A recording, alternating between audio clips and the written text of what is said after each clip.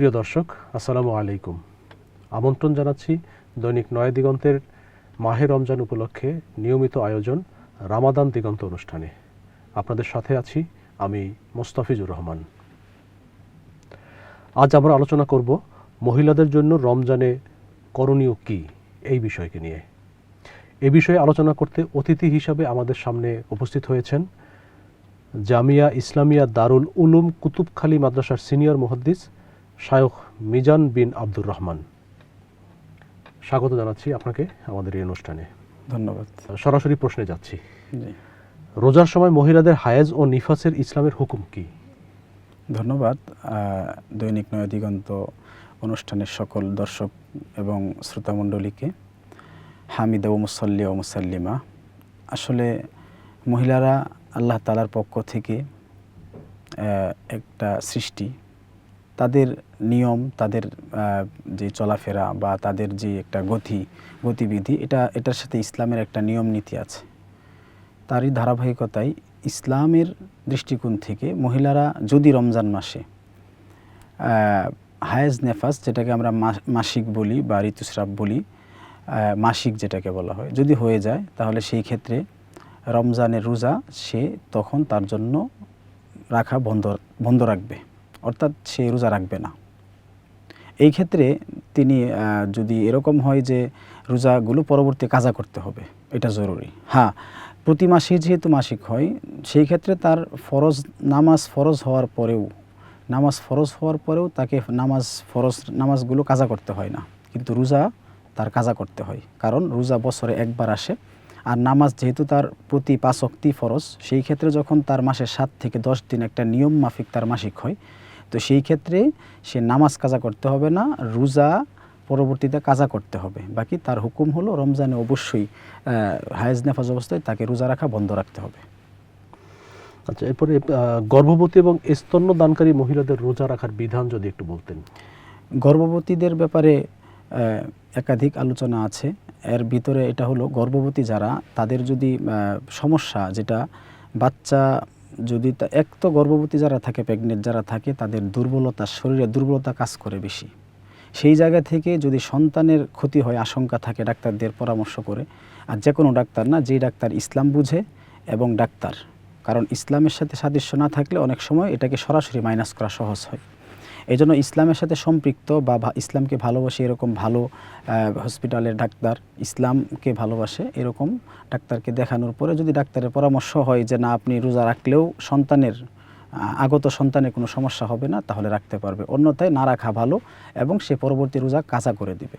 ঠিক দুগ্ধপানকারী যারা শিশু বাচ্চা, একেবারেই মানে কুলের বাচ্চা, একেবারে মার কুল ছাড়া সে থাকতে পারে না, শুধু দুধই তার খাদ্য জীবিকার মূল উৎস, অন্য কোনো কিছু না, সেই ক্ষেত্রে যদি এরকম হয়, দুধ বন্ধ হয়ে যাচ্ছে, তার বাচ্চার সন্তানের হক আদায় হচ্ছে না, সন্তানের শরীর আস্তে আস্তে দুর্বল হয়ে যাচ্ছে, সেক্ষেত্রেও সে রোজা কাজা করবে, পরবর্তী সময়ে সে রোজাগুলো কাজা করে দিবে।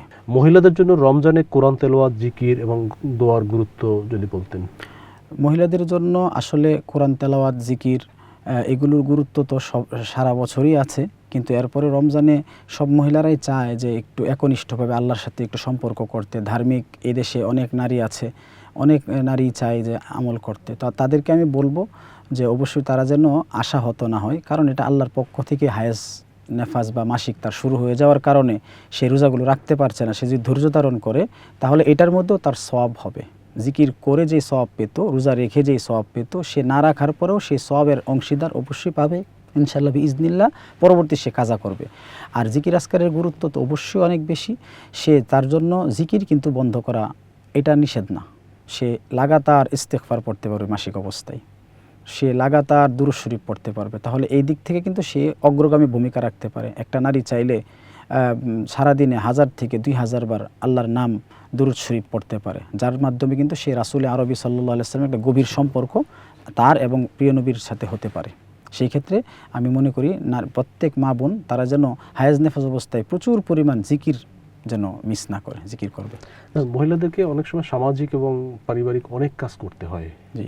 তো এরকম একটা অবস্থায় মানে এই পারিবারিক কাজ, একদিকে পারিবারিক কাজ, আরেকদিকে সামাজিক কাজ, এর পাশাপাশি ইবাদতের সময় তারা কিভাবে বাড়াতে পারে? হ্যাঁ, এটা খুব সুন্দর প্রশ্ন। এই ক্ষেত্রে সামাজিক এবং পারিবারিক যে দুইটা বিষয় আসছে, আসলে সামাজিক কাজের সাথে মহিলাদের তেমন ভূমিকা না থাকলেও পারিবারিক কাজের সাথে অবশ্যই আছে। তবে হ্যাঁ, সমাজ পর্যন্ত পৌঁছে দেয় নারীরাই। যেমন একটা পুরুষের পরিপূর্ণ ব্যবস্থাপত্র, তাকে ঘর থেকে টুপি পাঞ্জাবি দিয়ে, মিসওয়াক দিয়ে, জায়নামাজ দিয়ে মসজিদ পর্যন্ত বা মসজিদে যাওয়ার মানে তাকে যে উৎসাহ করা, একটা নারী সামাজিকভাবে একটা পরিবারকে সাজানোর জন্য অবশ্যই তার ভূমিকা অনেক বেশি। সেই ক্ষেত্রে তিনি ব্যক্তিগতভাবে যদি সওয়াবের আশায় এই কাজগুলো করেন, যেমন পাক, এটাও তার একটা ইবাদত। তার নিজের রোজাদারের এখানে মূল বিষয় যেটা, একবারে মূল বিষয় যেটা, সেটা হলো লক্ষণীয় বিষয় যে দেখেন, একজন রোজাদার, একটা রোজাদারের সে সেবা করছে। পরিবারে যদি 3 জন সদস্য রোজা রাখে, তাহলে সে রোজাদারকে ইফতারি করানোর যে সওয়াব, রোজাদারকে সম্মান মেহমানদারি করানোর যে সওয়াব বা মেজবানি করানোর যে সওয়াব, রোজাদারদের জন্য ইফতারের আইটেম করা, রোজাদারের জন্য খানা ব্যবস্থা করা, একজন রোজাদারের জন্য সাহারির ব্যবস্থা করা, এটা তো অনেক বড় ইবাদত। এবং সে যদি এই ইবাদতের সাথে থাকে, এরপরে আল্লাহ তাআলা জিহ্বাকে খালি রাখছেন শুধুমাত্র তার জিকির করার জন্য, রবের জিকির করার জন্য। এই ক্ষেত্রে নারী যদি চায় যে আমার জিহ্বাটাকে আল্লাহর সাথে, অযথা কথা, আমাদের মা বোনদের গ্রামে বা বিভিন্ন জায়গায় যে একসাথে বসলে বিভিন্ন আলাপচারিতা হয়, সেখান থেকে সে যদি নিজেকে হেফাজত করে, বিভিন্ন আলাপচারিতায় নিজেকে লিপ্ত না করে, সে যদি চায় যে না, আমি আমার জবানকে অন্ততপক্ষে রমজানের জন্য জিকির আজকারে কাটাবো, সে কিন্তু পারে। তো আমাদের নারীরা যারা, আমরা চেষ্টা করবো এভাবে জিকির আজকারে কাটাতে, এবং সামাজিকভাবে দায়িত্ব হবে সে যেন তার দায়িত্বশীল অধীনস্থদেরকে নামাজ পর্যন্ত, মসজিদ পর্যন্ত পৌঁছে দেয়, এবং পারিবারিকভাবে সে সকলকেই যেন উৎসাহ করে আমলের দিকে, যদিও সে অনেকগুলো আমল থেকে বঞ্চিত আল্লাহর আদেশই। রমজানের শেষ 10 দিনের আমলটা খুবই গুরুত্বপূর্ণ, বিশেষ করে ইতিকাফ করা। তো মহিলাদের জন্য এই রমজানের শেষ 10 দিনে ইতিকাফের বিধানটা কি? মহিলাদের জন্য শেষ 10 দিনের ইতিকাফের বিধান, এই ব্যাপারে অনেক মতপার্থক্য আছে, এবং আলেমদের ভিতরেও, বিশেষ করে মিডল ইস্টের উলামায়ে কেরাম এবং এই আমাদের এশিয়া বা এই সমস্ত বাংলাদেশ, পাকিস্তান, ইন্ডিয়ার যে উলামায়ে কেরামের অনেকটাই দ্বিমত রয়েছে। মহিলাদের ব্যাপারে ইতিকাফ তারা বাসায় করবে একটা জায়গায়, একটা যেটা আমাদের এখানের উলামায়ে কেরামের মত, যে তারা একটা বাসায় কোনায় বসবে, শুধুমাত্র জরুরত, একেবারে অতীব জরুরি যেগুলো, যে ইস্তেনজা, জরুরত, এই সমস্ত কাজ ছাড়া তারা 10 দিন ইতিকাফ করবে। পক্ষান্তরে মিডল ইস্টের উলামায়ে কেরামের মত হলো যে না, তারা মসজিদেই বসবে, যেহেতু ইঙ্গিত আছে এবং কোরআনে আয়াত আছে যে ওয়ালা তুবাশিরুহুন্না ওয়া আনতুম আকিফুনা ফিল মাসাজিদ, যে তোমরা মসজিদে ইতিকাফ থাকা অবস্থায় পরস্পর সহবাসে লিপ্ত হবে না। তাহলে এখান থেকে বোঝা যায় যে সহবাস হওয়ার জন্য তো পুরুষ মহিলা মসজিদে থাকতে হবে। তো হ্যাঁ, যে সমস্ত মসজিদে ইতিকাফের জায়গা আছে সেই জায়গায় বসবে, এটা হলো মিডল ইস্টের উলামায়ে কেরামের মত। তবে হ্যাঁ, যেহেতু মসজিদে যাওয়ার ক্ষেত্রে মহিলাদেরকে নিরুৎসাহ করা হয়, যে মসজিদে নামাজ পড়া পুরুষদের জন্য 27 গুণ সওয়াব মিলে, বাড়ে, এক প্রতি রাকাতে বেড়ে যায়, ঠিক তদ্রূপ মহিলাদের ক্ষেত্রে ঘরে পড়ে সে 27 গুণ পাচ্ছে।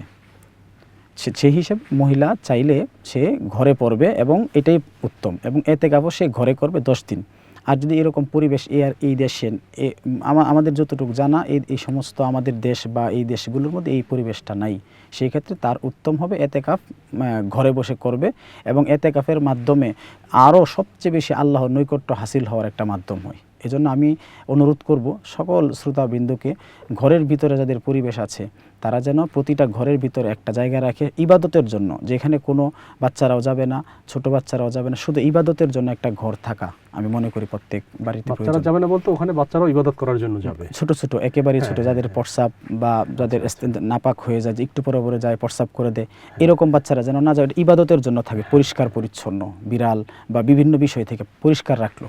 তো ইবাদত যেন ওই রুমটাই যাওয়ার সাথে সাথে আল্লাহর কথা মনে হয়, একটু মন চায়, জায়নামাজ দেখলে তাসবিহ থাকবে, এটা আমার অনুরোধ থাকবে দর্শকের। ঘরের মধ্যে এই ধরনের একটা নির্দিষ্ট জায়গা, একটা নির্দিষ্ট রুম এটা থাকতে পারে। জি আচ্ছা, খুবই ধন্যবাদ আপনাকে। আজ এখানেই শেষ করছি। মহিলাদের জন্য রমজানে করণীয় কি, এই বিষয়টি নিয়ে আলোচনা। শেষ আমি একটা কথা বলবো, যে যদি মহিলাদের করণীয় সবচেয়ে বড় বিষয়টা, আল্লাহ রাসূল সাল্লাল্লাহু আলাইহি সাল্লাম যখন মেরাজের রাত্রে গেলেন, তখন দেখলেন, বুখারী শরীফের হাদিস, বিশুদ্ধ হাদিস, যে দেখলেন মহিলারা ফাইদা রাআইতু আকসারু আহলিহা আন-নিসা, সেখানে দেখলেন অধিকাংশই মহিলা। জিজ্ঞাসা করা হলো তারা কেন সেখানে? তখন রাসূল সাল্লাল্লাহু আলাইহি সাল্লাম বললেন ইয়াকফুরনাল আশিরা ওয়া ইয়াকফুরনাল ইহসান, তারা স্বামীর অকৃতজ্ঞ এবং এহসানের অকৃতজ্ঞ। এটা রাসূল বলেছেন। মা বোনদের দৃষ্টি আকর্ষণ করব যে এটা রাসূলের একটা কথা। রাসূল আমাদেরকে সতর্ক করছেন যেন আমরা বেঁচে যাই, জাহান্নামে যেতে না হয়, আমাদের মা বোনরা যেন জাহান্নামে যেতে না হয়। সেই ক্ষেত্রে রাসূলের হাদিসটা মহিলারা যেন অনুসরণ করে যে আলমার আতুইজা সল্লাত খমসাহা, 5 ওয়াক্ত নামাজকে আঁকড়ে ধরবে, হ্যাঁ, ও আতোয়াত বা আলাহা, স্বামীর আনুগত্য করতে হবে তাকে, ও আহসানাত ফরজাহা, স্বামীর আড়ালে সে নিজের লজ্জাস্থানকে হেফাজত করবে কঠোরভাবে। রাসূল বলছেন স্বামী তার জন্য সব কিছু করে, সেই ক্ষেত্রে স্বামীর আড়ালে সে যেন কোনো ধরনের অন্যায় কাজে জড়িত না হয়। এটা নারীর দায়িত্ব। যদি সে এটার থেকে অতিক্রম করে আল্লাহর কাছে তার জবাবের কাঠগড়ায় দাঁড়াতে হবে। ও আতোয়াত বা আলাহা ও আহসানাত ফারজাহা অসমাত শাহরহা, এবং রমজানের মাসের রোজাগুলো সুস্থ থাকলে রাখবে। সেই ক্ষেত্রে আমি মনে করি সে যেন স্বামীর আনুগত্য করে, স্বামীর শরীয়তের সমর্থন করে, এরকম কথাগুলো যেন সে মানে, তাহলে তার জন্য রমজান হবে সবচেয়ে বেশি সাফল্যমণ্ডিত। তারাবির নামাজের ক্ষেত্রে বিধান কি মহিলাদের ব্যাপারে? তারাবির নামাজ বাসায় পড়বে, বাসায় পড়বে, বাসায় পড়বে, এটা মসজিদে যাওয়ার কোনো দরকার নেই। মসজিদে না, সে বাসায় পড়লে সেই সবটা পেয়ে যাবে। সবটা পেয়ে যাবে। জি সেক্ষেত্রে আপনার অনেকেই দেখা যায় কি সারাদিনের কাজ শেষ করে জি তার স্বামী অথবা তার সংসারে অন্যান্য যারা আছে তারা মসজিদ থেকে নামাজ আসার পরে উনি তারাবির নামাজ শুরু করেন। দেখা যায় হয়তো 11টা 12টার দিকে তারাবির নামাজ শুরু করেন, দেখা যায় সে সারা রাত ঘুমাতেই পারে না। না, অবশ্যই সেই ক্ষেত্রে আমি আসলে সেই ক্ষেত্রে অনুরোধ করব, বিনয়ের সাথে অনুরোধ করব মা বোনদেরকে, তারা যেন অন্তত পক্ষে স্বামী যেই সময়ে চলে যায় নামাজ পড়ার জন্য, এবং স্বামী আসার পূর্বেই যেন নামাজ পড়ে নেয়, 20 রাকাত পড়ুক বা আরও বেশি পড়ুক, কম পড়ুক, যতটুকু আদায় করে, তাহলে কি হয় যে একসাথে নামাজ শেষ হলে স্বামী এসে তার জরুরতগুলা স্ত্রীর মাধ্যমে পুরা করতে পারবে। কারণ স্ত্রীর জন্য সবচেয়ে বড় ইবাদত হলো স্বামীর ইবাদত। স্বামীর কাজগুলো করে দেওয়া, স্বামীকে সহযোগিতা করা, এটা ইসলামের সবচেয়ে গুরুত্বপূর্ণ একটি ভূমিকা। এই জন্য নারীদেরকে বলবো তারা যেন নামাজটা লেট না করে। লেট করলে ওইদিকে শেষ রাতে উঠতে দেরি হবে, তাহাজ্জুদের বিঘাত ঘটবে, খানা পিনায় তৈরি করতে বিঘাত ঘটবে। কিন্তু অনেকে তো সারা রাতে কোনো না ঘুমিয়ে কাজ করেন। দেখা যায় অনেক মহিলাকে এরকম আমরা দেখেছি যে সারা রাত তারা ওই রমজানের সময় সারা রাত কাজ করেন। সেক্ষেত্রে আসলে আপনার পরামর্শ কি? সেক্ষেত্রে আমার পরামর্শ একবারে সিম্পল। সেটা হলো, আমি মনে করি যে অল্প সময়ের জন্য হলেও সে ঘুমাবে, কিছুক্ষণ রেস্ট নিবে, বাকি সময়টা ইবাদতে কাটাবে। সেক্ষেত্রে কাজগুলো মনে হয় দিনের বেলা হ্যাঁ, অনেক ক্ষেত্রে, বিশেষ করে রাতে যে সেহরিতে খাওয়ার জন্য যে রান্না করা বা ইফতারের পরের যে আবার অনেকে খাওয়া দাওয়া করে সেটার জন্য রান্না করে, অনেক কিছু দিনের বেলা শেষ করে। আমরা আমাদের বাসায় দেখেছি যে মোটামুটি মাগরিব এশারের পূর্বেই সবকিছু হয়ে যায়। এশারের পূর্বে হয়ে গেলে তখন এশারের পর থেকে সাহারি পর্যন্ত আর চিন্তা করতে হয় না, দেখে শেষ রাতে উঠে শুধু গরম করে নেয় একটা এই আর কি। রামাদান দিগন্তে এতক্ষণ সময় দেওয়ার জন্য আপনাকে ধন্যবাদ। ধন্যবাদ আপনাদের সকলকেই এবং দৈনিক নয়া দিগন্তের সকল সহযোদ্ধাদেরকে। প্রিয় দর্শক, শেষ করছি আজকের রামাদান দিগন্ত অনুষ্ঠান।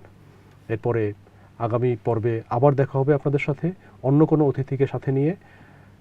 সে পর্যন্ত সবাই ভালো থাকুন, সুস্থ থাকুন। আল্লাহ হাফিজ। আসসালামু আলাইকুম।